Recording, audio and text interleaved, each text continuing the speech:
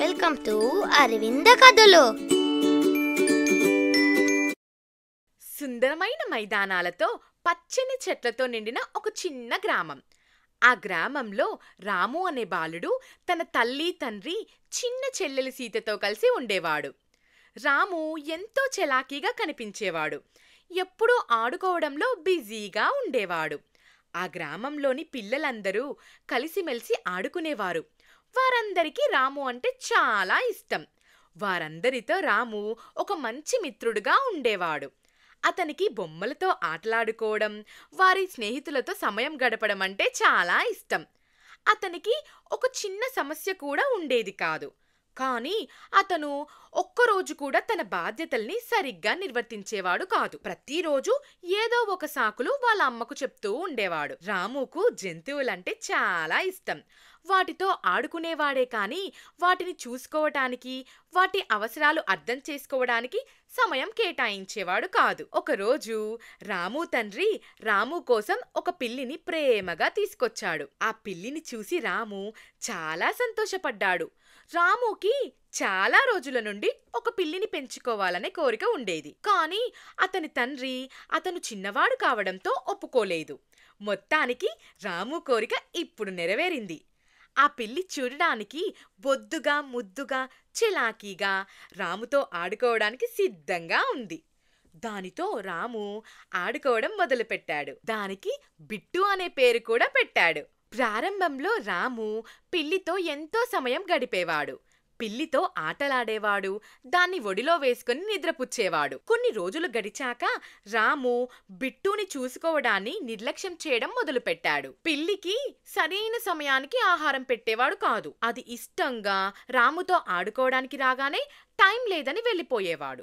కొన్నిసార్లైతే అతని స్నేహితులతో ఆడుకునేటప్పుడు అది ఆడుకోవడానికి వస్తే పట్టించుకునేవాడే కాదు. దానికి బిట్టు చాలా బాధపడిపోయేది. ఒకరోజు బిట్టు ఆహారం తినే సమయానికి వాళ్ళ అమ్మ వచ్చి రాముతో, రాము బిట్టుకి అన్నం తినిపించావా అని అడుగుతుంది. దానికి రాము, అదే తింటుంటాయమ్మా, నేను వెళ్ళి ఆడుకోవాలి, నా ఫ్రెండ్స్ నా కోసం వెయిట్ చేస్తున్నాడు, బాయ్ అని నిర్లక్ష్యంగా చెప్పేవాడు. ఒకరోజు రాము మిత్రులతో కలిసి మైదానంలో ఆడుకుంటూ పూర్తిగా బిట్టుని మర్చిపోయాడు. దానికి ఏమీ తినడానికి పెట్టలేదు. అది ఆకలితో అరుస్తూ ఇంట్లో ఒక మూలన బలహీనంగా పడిపోయింది. ఇక రెండవ రోజు కూడా అలాగే చేశాడు. రాము దానికి ఆహారం పెట్టకపోవడం వల్ల బిట్టు ఆకలికి తట్టుకోలేక ఇంట్లో ఏదైనా తినడానికి దొరుకుతుందేమో అని వెతికింది. కానీ దానికి ఏమీ కనిపించలేదు. ఇంటి పైకప్పు పైన ఒక పిట్టను చూసింది. ఇక దానిని తిని బిట్టు ఆకలి తీర్చుకోవాలి అనుకుంటుంది. అది మెల్లిగా ఇంటి పైకప్పు మీదకి ఎక్కింది.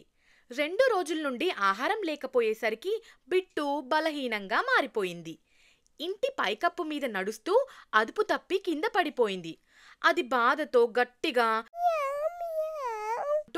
ఏడవడం మొదలుపెట్టింది. దాని అరుపులు విని రాము వెంటనే దాని దగ్గరికి పరిగెత్తుకుంటూ వెళ్ళాడు. ఆ పిల్లిని చూసి రాము చాలా బాధపడిపోయాడు. దానిని తన దగ్గరికి తీసుకున్నాడు. అది చాలా బలహీనంగా మారిపోయింది. తన తండ్రి తాను కలిసి బిట్టుని ఆ గ్రామంలోని వైద్యుడి వద్దకు తీసుకెళ్తారు. ఆ వైద్యుడు ఆ పిల్లిని చూసి చాలా బలహీనంగా ఉంది, అది సరియైన ఆహారం తీసుకోపోవడం వల్లే ఇలా జరిగింది అని చెప్తాడు.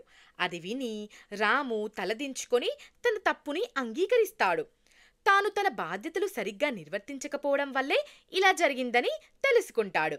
ఆ సంఘటన రాములో మంచి మార్పును తీసుకొని వచ్చింది. ఆ రోజు నుండి రాము పూర్తిగా మారిపోయి ప్రతిరోజు బిట్టుకి ఆహారం పెట్టడం ప్రారంభించాడు. దానిని ముద్దు చేసి ప్రేమగా చూసుకోవడం అలవాటు చేసుకున్నాడు. ఎప్పుడైనా బిట్టు అల్లరి చేసి రాముకి కోపం తెప్పించినా దానిని ఏమీ అనకుండా ప్రేమగా చేసుకుంటున్నాడు. ఆ అనుభవం ద్వారా రాముకి గొప్ప గుణపాఠం లభించింది. తన తప్పు తాను తెలుసుకొని దాన్ని సరిదిద్దుకున్నాడు. జంతువులంటే ఆటల కోసమే ఉండవు, వాటిని ప్రేమించాలి, బాధ్యతగా చూసుకోవాలి. ఈ కథ ద్వారా అందరూ జంతువులని కరుణగా చూసుకోవడం నేర్చుకోవాలి. అరే బాబు, సబ్స్క్రైబ్ చేయండి.